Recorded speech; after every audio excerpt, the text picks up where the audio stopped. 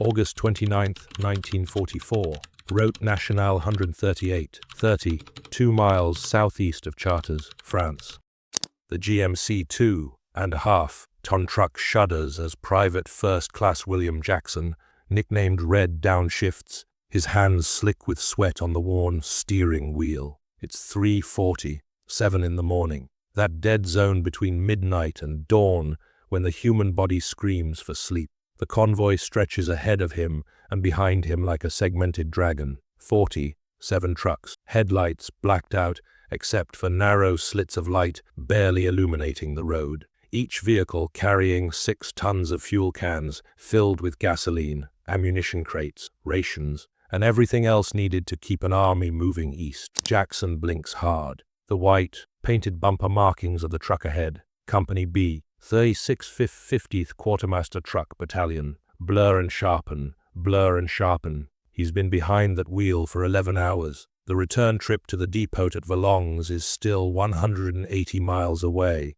and then he'll have maybe 6 hours before he's back on this same road, hauling another load toward the front. Stay awake, Red, stay awake. He says it aloud, his voice swallowed by the growl of the Jimmy's engine. The road itself is a moonscape of potholes and ruts, cratered by weeks of Allied bombing and German retreat. Every few miles, burned-out Wehrmacht vehicles sit rusting in the ditches, skeletal reminders of the breakout from Normandy 3 weeks ago. The air tastes like diesel exhaust and dust. Jackson's shoulders ache. His lower back feels like someone's driving railroad spikes into his spine.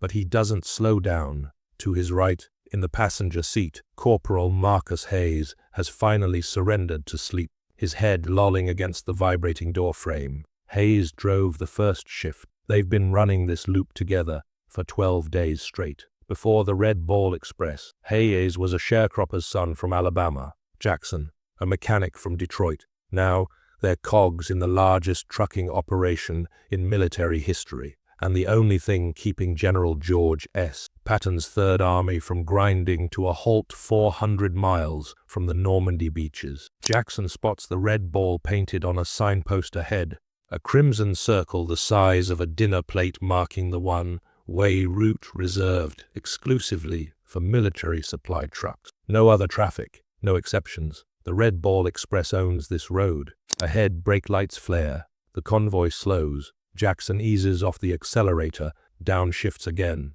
The truck groans in protest. Through the windshield, he sees military police stopping vehicles at a checkpoint. He rolls to a stop behind the truck ahead, sets the parking brake, and allows himself a moment to close his eyes. Checkpoint. Hayes jerks awake, disoriented. Yeah, MPs. The white MP walks down the line with a clipboard and a flashlight, checking manifests. When he reaches Jackson's truck, he doesn't make eye contact, just takes the paperwork, scans it, hands it back. You're cleared. Keep it moving. Hayes mutters something under his breath. Let it go, Jackson says quietly. I know.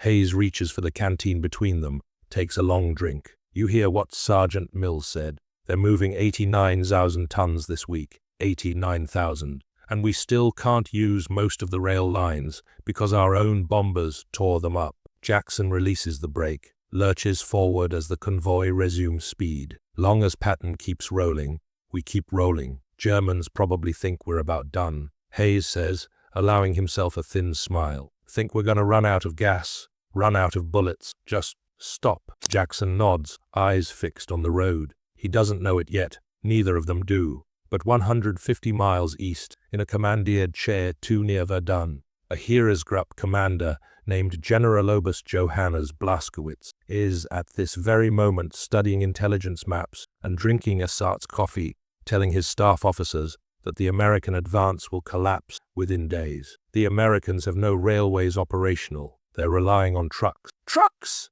It's logistically impossible to sustain an army corps that far from port facilities using nothing but motorized transport. The laws of military science are clear. Blaskowitz is certain. His staff is certain. The math doesn't lie. But they haven't accounted for the 6,000 trucks running loops like Jackson's. They haven't accounted for the drivers who will cover that 6 in 86 mile round trip every 3 to 4 days, who will sleep in their cabs, piss in ditches, eat cold rations at 60 miles per hour, and somehow, impossibly, deliver 412,000 tons of supplies over the next 3 months. Jackson shifts into fourth gear. The engine settles into a steady roar. Another truck falls in behind him, and another behind that. The Dragon keeps moving. Somewhere ahead, Patton's tanks are racing toward the German border. Somewhere behind, on the beaches of Normandy, mountains of supplies are being loaded onto trucks, just like this one.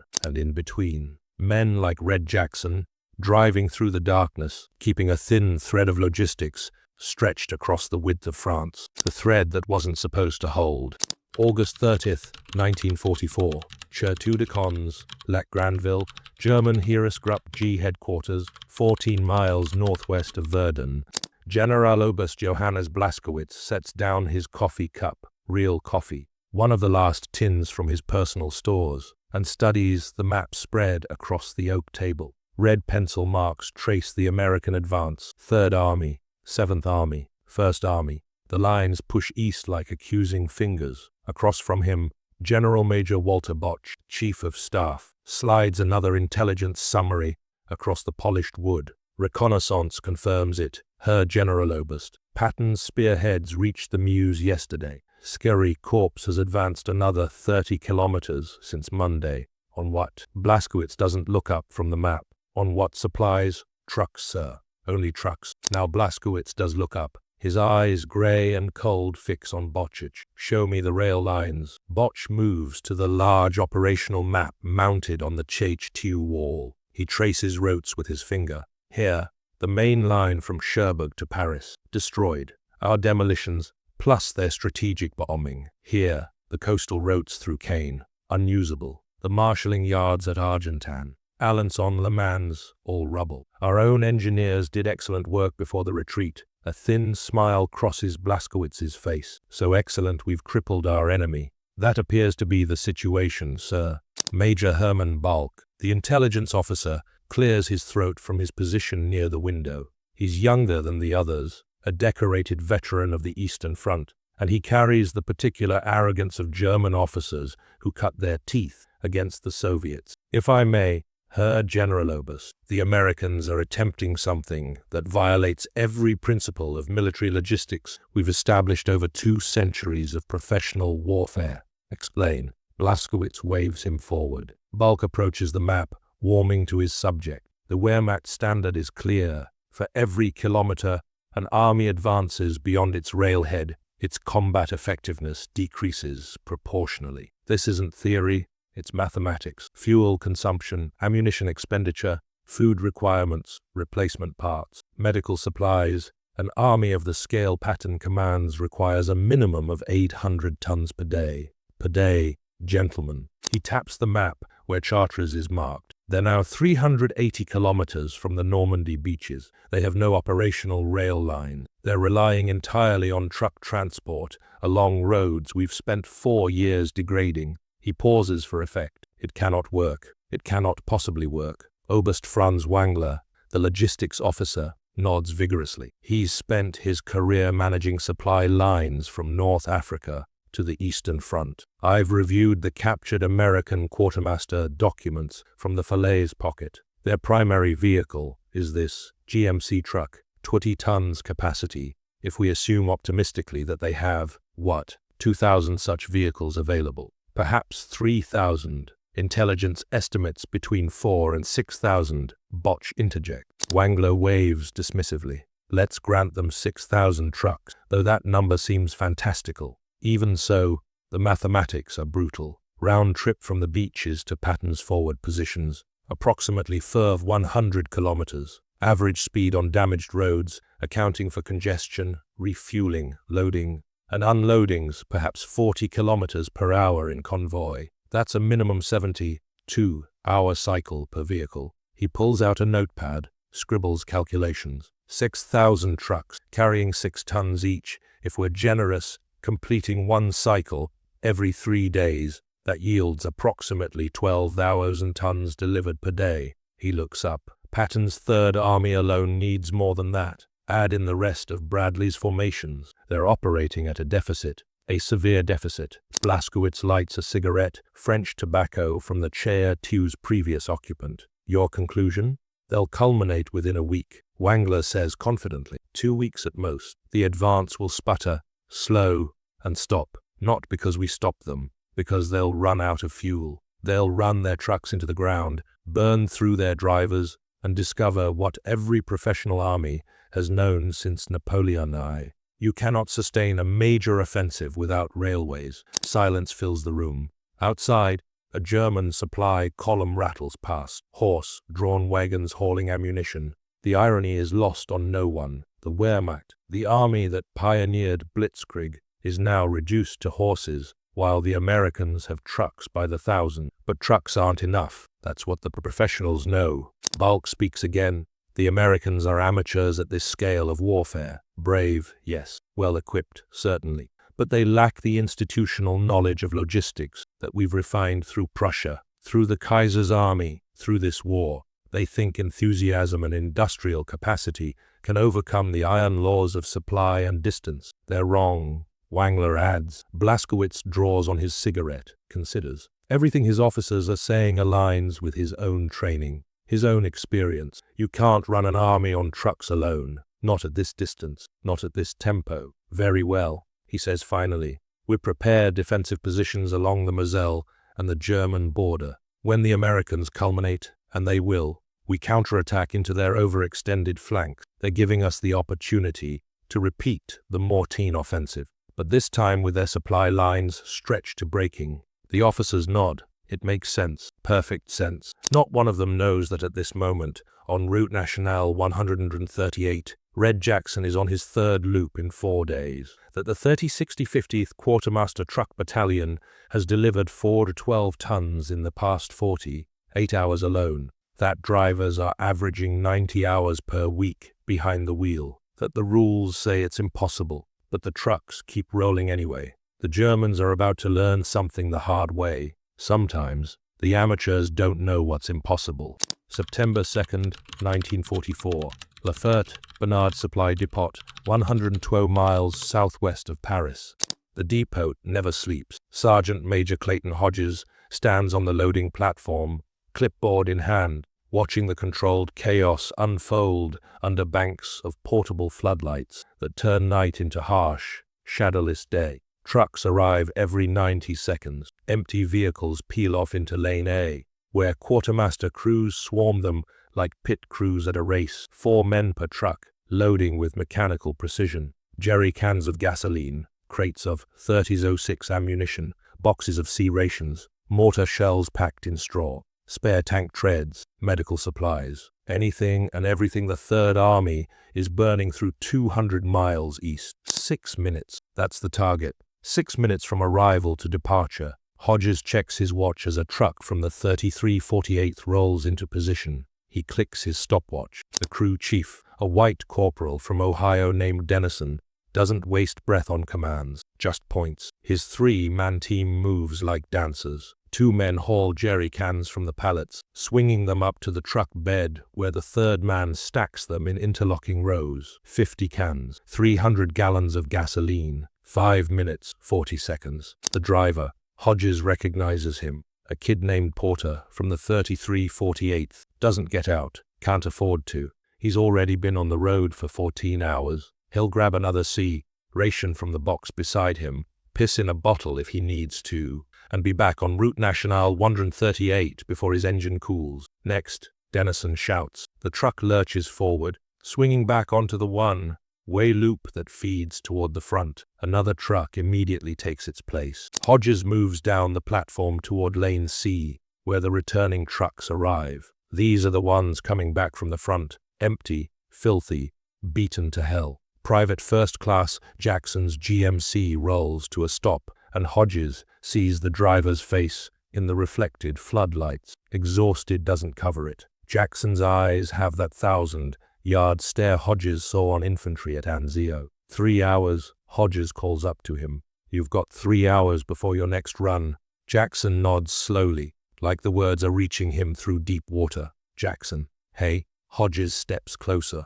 When's the last time you slept? Real sleep. Tuesday, Sergeant Major. Jackson's voice is hoarse. Today is Saturday. Get to the rest area. That's an order. Truck needs. Mechanics will check it. Go. Jackson climbs down from the cab like an old man. Joints stiff. Movements careful. Hayes emerges from the passenger side, limping. Hodges makes a note on his clipboard. These men are burning out. They're all burning out. But what choice is there? In the operations tent 50 yards away, Major Russell Crenshaw, executive officer of the Motor Transport Brigade, is on a field telephone with XI Corps headquarters. The conversation isn't going well. I understand the tactical situation, Colonel, Crenshaw says, keeping his voice level. I'm telling you we're at 127% operational tempo. That's not sustainable. We're losing trucks to mechanical failure faster than the depot workshops can repair them. The voice on the other end crackles, something sharp. Yes, sir. I'm aware General Patton needs fuel. I'm also aware that if we push these vehicles beyond their service intervals, we're going to have a cascading breakdown that'll stop everything. Crenshaw rubs his temple. We've got drivers averaging 20-hour shift. We've had 3 accidents in the past week, 1 fatal. More crackling. Crenshaw's jaw tightens. Understood, Connell. We'll maintain current delivery rates. He pauses. And yes, sir, we'll find a way to increase them. He hangs up. Lieutenant Sarah Kaufman, one of the few women this close to the operational zone, a boss assigned to logistics coordination, looks up from her desk covered in manifest. How much more do they want? 15% increase by Tuesday. Crenshaw laughs, but there's no humor in it. We're already running 6,000 trucks on a loop that's eating transmissions, brakes, and tires faster than we can replace them. Our drivers are falling asleep at the wheel, and they want 15% more. Can we do it? Crenshaw looks at the massive operations board on the tent wall. Magnetic markers represent truck battalions, the 3348th, the 3650th, the 3257th, the 4004th, the list goes on. 42 battalions. Most of them, he knows, are predominantly African-American units, men pulled from service roles, port battalions, engineer companies, anywhere the army could find drivers and trucks. These men weren't supposed to be heroes. They were supposed to be invisible, background players in someone else's story. Now they're the only thing keeping Patton's advance alive. We'll do it, Crenshaw says finally. We don't have a choice. Outside, another truck roars to life, and another, and another. The loop continues. At this moment, 180 miles east, a forward supply dump near Verdun is receiving its 83rd truckload of the day. Patton's tanks, which by all professional military calculations should be out of fuel and dead in the water, are instead preparing for another push toward Metz. The Third Army's war diary will note that fuel supplies, while tight, remain adequate for continued offensive operations. Adequate. That single word represents 23,000 miles driven in the past 24 hours. It represents men like Jackson pushing their bodies past the point where bodies should function. It represents sergeants like Hodges managing an impossible timeline. It represents officers like Crenshaw finding ways to squeeze blood from stones. The Germans are still waiting for the American advance to collapse. They're going to be waiting a long time. September 12, 1944. Forward Assembly Area, 4th Armored Division, 6 miles west of Nancy. Lieutenant Colonel Creighton Abrams climbs out of his M4 Sherman tank, the one his crew has nicknamed Thunderbolt IV, and watches the line of trucks roll into the assembly area like a mechanical miracle. He's been fighting for 36 hours straight. His tankers have been rationing fuel, making every gallon count, preparing for the very real possibility that they'd wake up tomorrow with empty tanks and German Panthers closing in. But here come the trucks. Abrams counts them as they arrive. 8, 12, 15 GMC 20-tonners, each one caked in dust so thick you can barely see the original paint. The lead truck stops 20 yards from his position, and the driver, a black sergeant whose name tape reads Williams, doesn't even turn off the engine, just leans out the window. Where you want him, sir? Fuel trucks to the left, ammo to the right. Abrams calls back, and Sergeant, you're a beautiful sight. Williams allows himself a tired grin. Tell that to my back, sir. Within minutes, Abrams tank crews are swarming the trucks, offloading jerry cans, hauling ammunition crates, replenishing what they've burned through in the push toward the Moselle River. One of his tank commanders, Captain Jimmy Leach, approaches with a jerry can in each hand. "I'll be damned," Leach says. "Yesterday I was sure we'd be dry by Thursday. They're actually keeping up. More than keeping up," Abrams replies. He's seen the operations reports. Third Army has advanced 600 miles from the Normandy beaches in just over a month. 600 miles. The history books will call it impossible. The Germans certainly thought it was impossible, but nobody told the truck drivers. September 13th, 1944. Heeresgruppe G headquarters. General Major Botch enters Blaskowitz's office without knocking. His face is pale. "They've reached Nancy," he says. "Corps, 3 divisions, fully supplied." Blaskowitz looks up from the report he's reading. Casualty figures from the withdrawal across the Meuse. "That's not possible. Wangler's calculations were wrong." Botch drops a new intelligence summary on the desk. "Sir, reconnaissance has been watching their supply routes for 2 weeks. They're running truck convoys 24 hours a day. One-way loops covering over 1,000 kilometers. We've counted the same vehicle markings completing round trips in 70 hours. 70 hours. Blaskowitz does the math in his head. That means drivers are barely stopping, barely sleeping. They've designated specific routes. They're calling it the Red Ball Express. No civilian traffic, no other military traffic. Just supply trucks in continuous rotation. Our observers estimate between 5,000 and 6,000 vehicles operating simultaneously." Blaskowitz stands, moves to the map. The American advance hasn't slowed.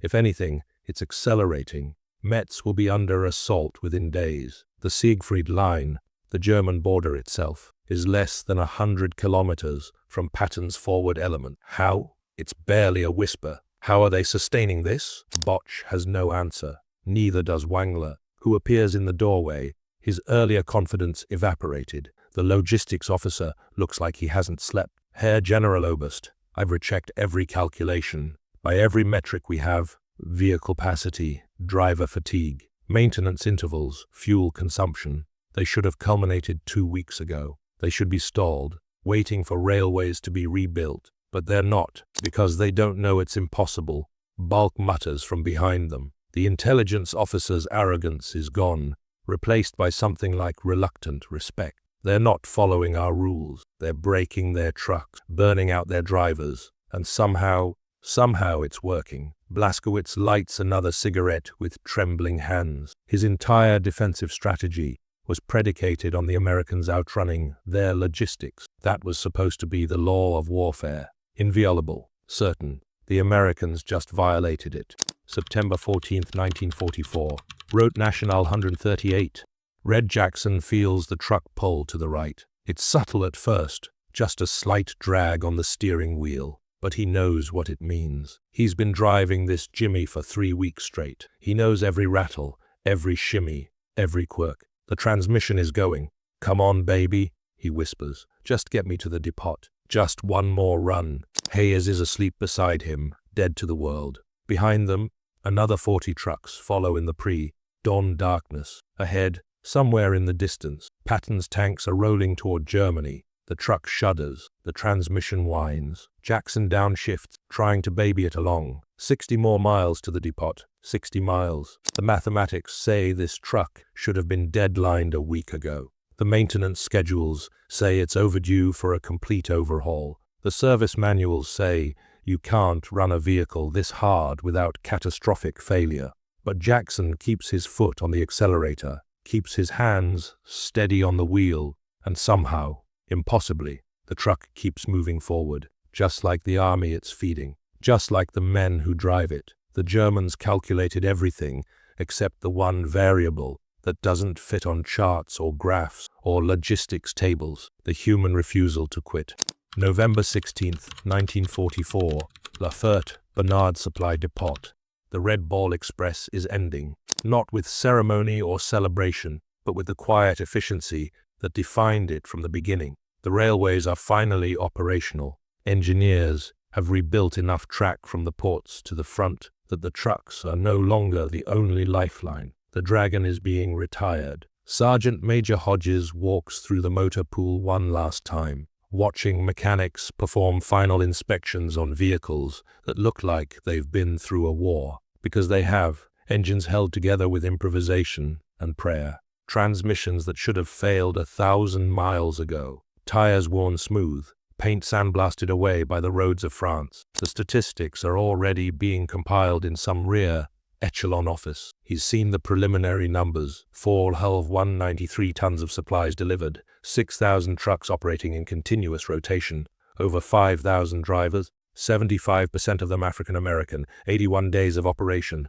140 million ton-miles of freight. But Hodges knows what the numbers don't capture: the 20-hour shift, the drivers who fell asleep at the wheel and died on these roads, the mechanics who kept impossible vehicles running through improvisation and sheer stubbornness, the loaders who moved mountains of supplies 6 minutes at a time. Red Jackson approaches across the muddy ground. He's thinner than he was in August. They all are, but he's walking steadier now. 3 days of real sleep will do that. Here we're done, Sergeant Major. Railways running all the way to Verdun now. Hodges confirms. They don't need us anymore. Patton make it to Germany. Third Army's at the Siegfried Line, exactly where he wanted to be. Hodges allows himself a small smile. They're saying it's the fastest advance in military history. 600 miles in 3 months. Jackson looks at his truck, the same GMC he's been driving since August, the one that was supposed to be deadlined 2 weeks ago,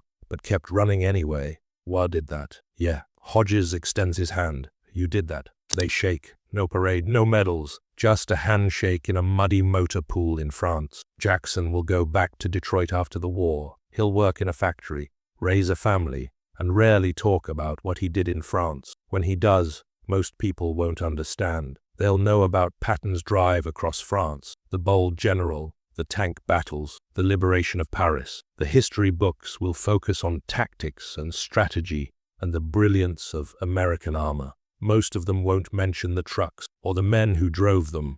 November 18th, 1944. Heeresgruppe G headquarters, LV relocated, Saarbrücken, Germany.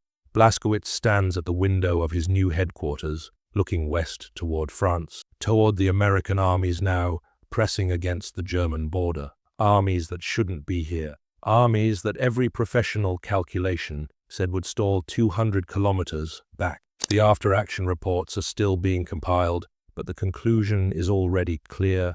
The German General Staff fundamentally misunderstood what they were facing. They calculated the mathematics of logistics. They forgot to calculate the will to make it work anyway. Wangler's final report sits on Blaskowitz's desk. It's a masterpiece of professional analysis, breaking down exactly how the Americans achieved what should have been impossible: the one-way route, the dedicated infrastructure, the willingness to burn out trucks and drivers at rates no European army would tolerate, the sheer industrial capacity to replace losses faster than they accumulated. But even Wangler's thorough analysis misses something essential. The Americans didn't just out-produce Germany, they out-willed them. When the Germans calculated that the advance would fail, they built their entire defensive strategy around waiting for that failure. They ceded ground. They fell back. They prepared for a counterattack against an exhausted, supply-starved enemy. The enemy never exhausted.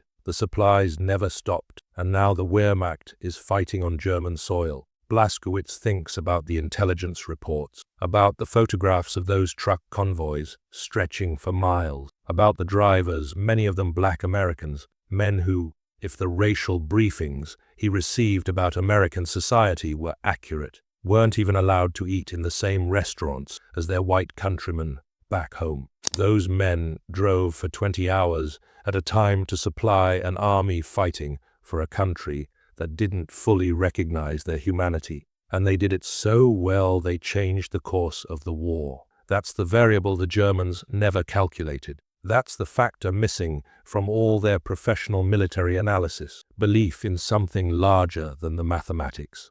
August 29, 1964, Detroit, Michigan.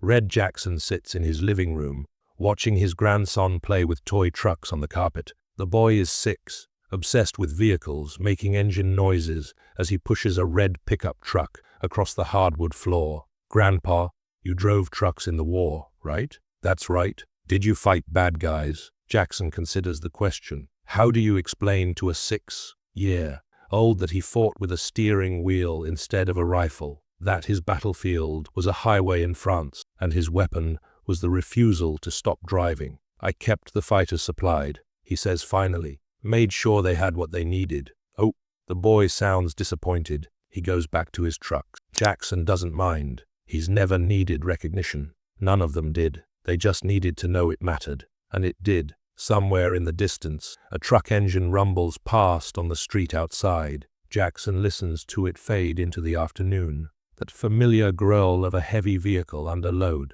Even after 20 years, he can still identify the engine type, still estimate the load from the sound. Some things you never forget. On his mantle, tucked behind a family photo, is a single memento from France, a small red ball painted on a piece of wood, no bigger than a dinner plate, the marker that designated the route reserved exclusively for the supply trucks that had kept an army moving when everyone said it was impossible, the road that couldn't stop, the drivers who wouldn't quit, the thread that held.